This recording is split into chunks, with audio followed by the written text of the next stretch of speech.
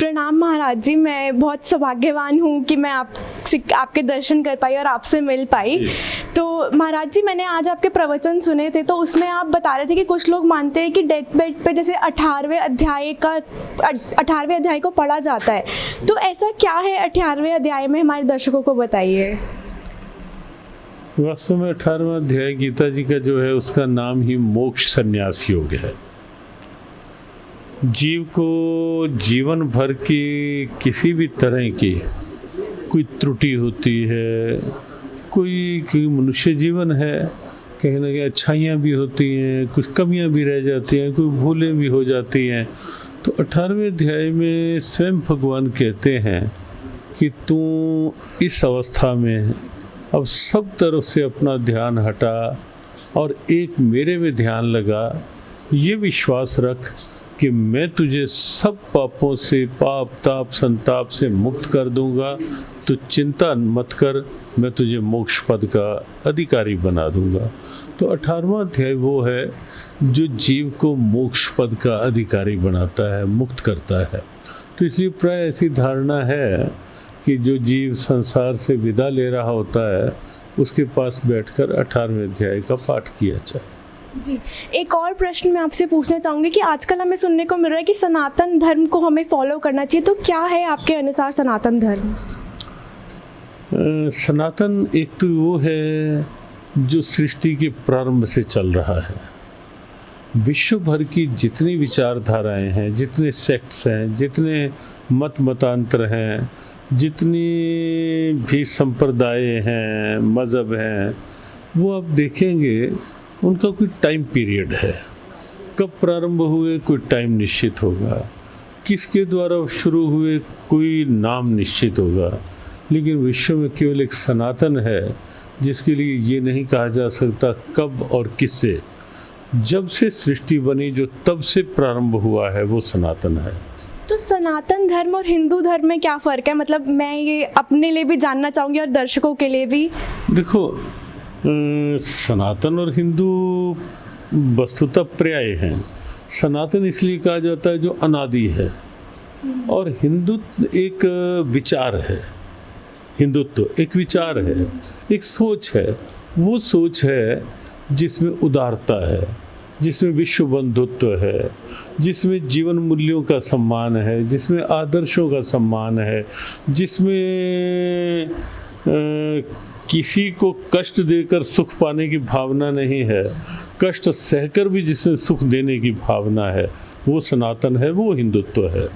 तो पर्याय है, लेकिन एक सोच है उदारता की, एक सोच है सद्भावना की, और एक सोच है मानवीय मूल्यों से लेकर के विश्व बंधुत्व तक की। जी महाराज जी, जैसे मैं गीता का अध्ययन करती हूँ, मैं खुद भी धार्मिकता की तरफ काफ़ी रुचि रखती हूँ, तो मैंने इस अध्याय 4 में पढ़ा था कि ऐसा कोई ज्ञान था जो लुप्त हो गया था और उसको दोबारा जगत में लाने के लिए गीता का ज्ञान लिखा गया था। तो क्या ज्ञान था वो, और क्यों जो उस टाइम पे भक्ति हुई बीच में, क्या वो गलत थी? बस पहली बात तो ये बेटे कि गीता का ज्ञान लिखा नहीं गया। जी, बोला गया था, मैं माफ़ी चाहूँगी मैं उसके लिए। हाँ जी, द्वारा उपदेश के रूप में दिया गया था। और दूसरी बात है, जब अर्जुन को कुरुक्षेत्र में भगवान उपदेश दे रहे होते हैं तो वहाँ वो कहते हैं कि बीच में एक समय ऐसा आया, सा काले नेह महता युगो नष्टा परंतप, ये योग की स्थितियाँ लुप्त हो गई थी। तो ये तो हम सब देखते ही हैं कि सूर्य के प्रकाश के आगे भी कहीं ना कहीं बादल आ जाते हैं, लेकिन फिर समय आता है जब हवाएं चलती हैं, बादल छटते हैं, सूर्य का प्रकाश फिर आगे आ जाता है। तो ऐसे ही समय के साथ साथ कुछ काल ऐसा बीच में रहा जिसमें योग का, ज्ञान का कहीं ना कहीं लोप सा हो गया। जैसे सूर्य बादलों से आच्छादित हो जाता है, तो कई ऐसी परंपराएं आ गई। तो ये बात केवल आज की नहीं है, क्योंकि आज की तो हम देखें तो भक्ति काल बीच में आया, जैसे भक्ति भाव का प्रभाव बना। लेकिन ये बात जो जब भगवान कृष्ण कह रहे हैं, इस बात को भी 5160 साल हो चुके हैं। तो ये उससे भी कहीं कहीं पहले की बात है, ये जो लुप्त हुआ और फिर से भगवान अर्जुन को दे रहे हैं। इसमें एक बात और भी आती है कि भगवान कृष्ण ये संकेत करते हैं कि मैं कोई नया उपदेश नहीं दे रहा, मैं वही उपदेश दे रहा हूँ जो सृष्टि के अनादिकाल से चल रहा है, और वही फिर नए रूप में तुझे दे रहा है। जी, एक और मैं आपसे पूछना चाहूँगी सवाल कि ऐसा क्या ज्ञान है, ऐसे कौन से मंत्र हैं जो हमें जाप करने चाहिए जिससे हमारे प्रारब्ध के कर्मों का नाश हो जाएगा? देखो, जब तक जाप की बात है, मंत्र की बात है, ये अपनी अपनी निष्ठा का भाव है। भगवान का नाम जो भी है, अगर श्रद्धापूर्वक आप ले रहे हैं तो निश्चित है कि वो कल्याण करेगा ही। हाँ, एक ही मंत्र का किया जाए, अगर कहीं से दीक्षित मंत्र है तो उसी का ही करना चाहिए, ये विश्वास रख करके कि उस मंत्र में पूर्ण क्षमता है, उस मंत्र में पूर्ण ऊर्जा है, वो मंत्र मेरा हर स्थिति परिस्थिति में साथी, सहायक, सहारा, रक्षक है। ये विश्वास बनाकर मंत्र का जाप करेंगे तो मंत्र कोई भी कल्याण कर सकता है। क्या गीता जी में ऐसा कोई मंत्र मेंशन्ड है कि इस मंत्र का जाप करना चाहिए? देखो, गीता जी में ये तो आया है कि भगवान कहते हैं कि यज्ञ नाम जप यज्ञो अस्मि, जप को भी भगवान ने यज्ञ कहा है। मां मनुस्मर युद्धे च, ये कहा है, बार बार कहा है कि मेरा स्मरण करते रहो।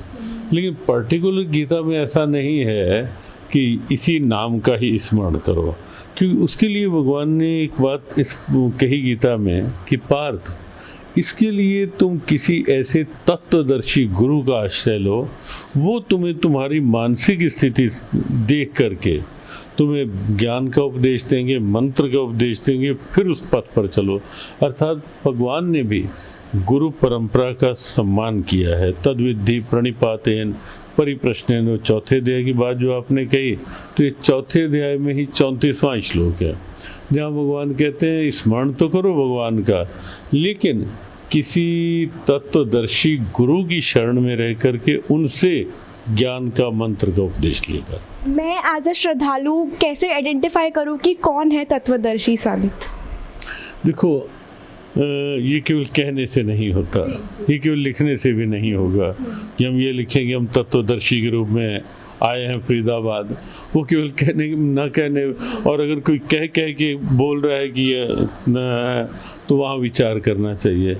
लेकिन वो अपनी अंदर की आस्था ही बता देती है, निकटता ही बता देती है, कहीं ना कहीं भाव, अंदर का भाव ही बता देता है कि मुझे कहाँ जुड़ना है, कहाँ।